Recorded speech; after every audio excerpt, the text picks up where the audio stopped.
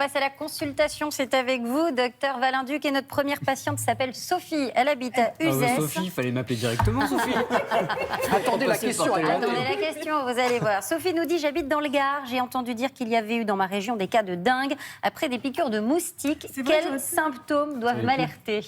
Alors, côté symptômes, on rappelle, la dengue, c'est transmis, c'est un virus qui va venir d'un moustique, le moustique tigre, qui mesure à peine 0,5 cm, rayé noir et blanc, et puis surtout, qui pique surtout en journée, qui fait pas trop de bruit, contrairement à l'autre qui nous embête un peu la nuit. Ah oui. Concernant les symptômes, on est sur une forte fièvre, des douleurs musculaires, des douleurs articulaires, mais également oculaires, des maux de tête, de la fatigue, et surtout, on est en dehors d'un contexte de rhume, de toux, de nez qui coule, de maux de gorge, ça on n'a pas, d'accord ? Donc on fait comme ça le distinguo.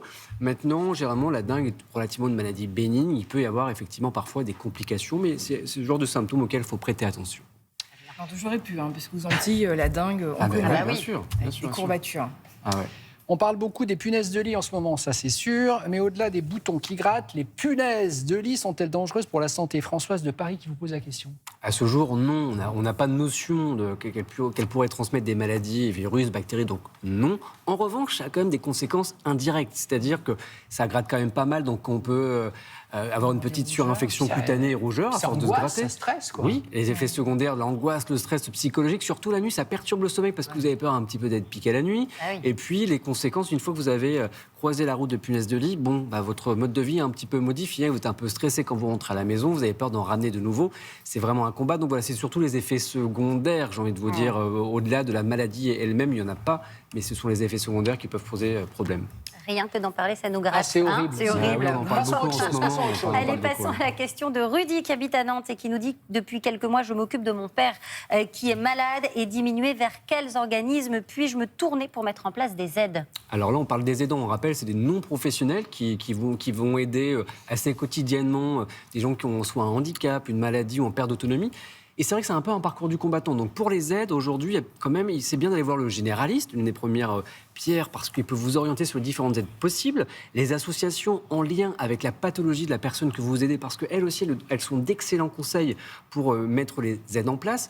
Il y a également, je vous donne différents acronymes, le CLIC, c'est LIC, le CCAS, Centre communal d'action sociale, la MDPH également, Maison départementale personnes atteint de handicap, ça c'est important. Et puis, on a pu voir vendredi dernier, Aurore Berger qui annonçait la mise en place d'un guichet unique qui, je l'espère, devrait permettre de faciliter. Effectivement, on l'espère maintenant entre la théorie et la pratique, on verra si ça sera mis en place, mais c'est déjà une bonne nouvelle. Donc il y a le CLIC, le CCAS et le MDPH. Maison départementale du handicap. Voilà, parfait. J'ai vu mon médecin hier pour des douleurs dans le bas du dos. Il m'a parlé d'un lumbago. Est-ce que c'est la même chose qu'un tour de rein ? C'est Marie de Rennes. Un tour de rein.